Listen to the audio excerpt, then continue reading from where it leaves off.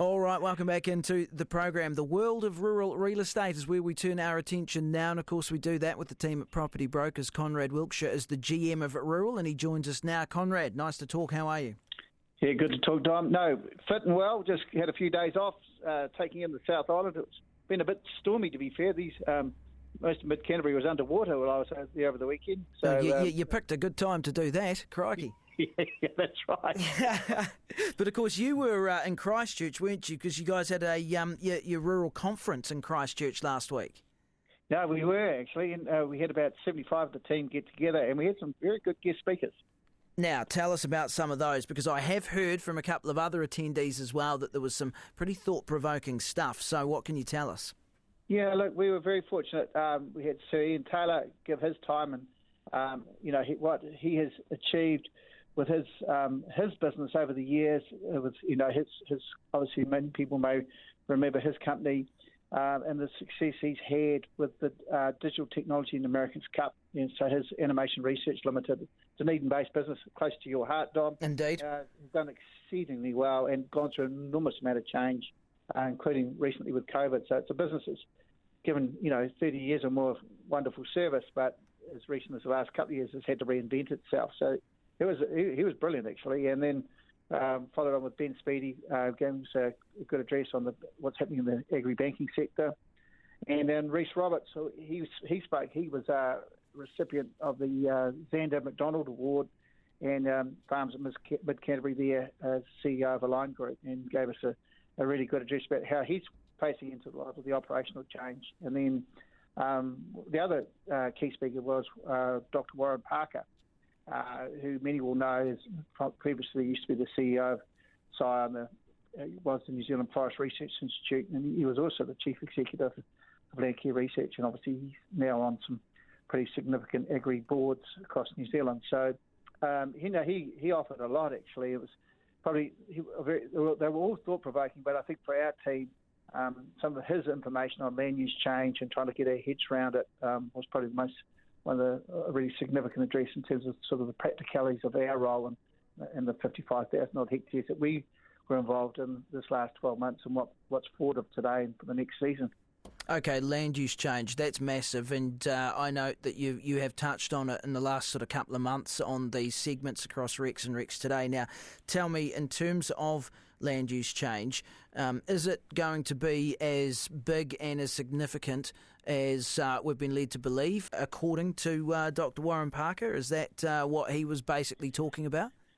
Yeah, look, if I was to paraphrase in my own words, a little bit what we took out of Warren's address, it was that the scale of the change and what's in front of us is equivalent to what we went through in the 80s, moving from subsidies and the ties to Europe, the way we had it, to the free market economy, including the deregulation of the dollar, the whole 9 yards that went through the 80s. And what we actually went through there was massive. And in fact, I can remember when I was in England speaking to the equivalent of Fair farmers, this was in the mid-90s, still wondering how we were coping with that change, going to a complete free market approach. And by that stage, we'd all moved on. It was 10 years on. Yeah. And I was kind of wondering what all the fuss was about. But, we forget how quickly we do adapt. But this change we're dealing with, Don, probably can be summed up as moving from it's the equivalent of, in the 80s, we're moving to a free market economy. Now we're moving to a bioeconomy.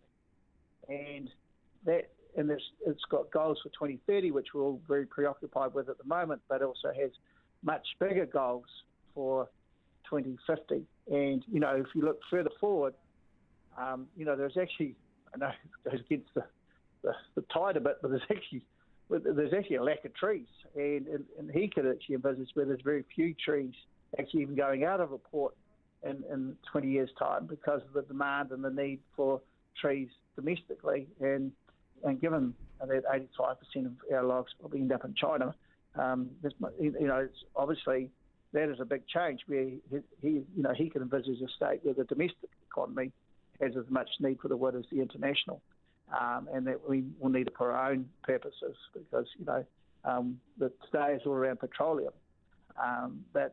Tomorrow's oil fields could be some of these plantation forests that that we have in front of us now. And so I thought it was an interesting thing because, what we're dealing with isn't short term and it's not going away. And it's not just all about trade and ticking a few boxes. It's actually a little bit more fundamental than that. And obviously when you're dealing with people that spend a lot of their days looking at the future, it's quite insightful just sort of standing back from that because, as I recall, there wasn't a lot of support for farmers in the 80s working through that change, and it led to some, really tough times.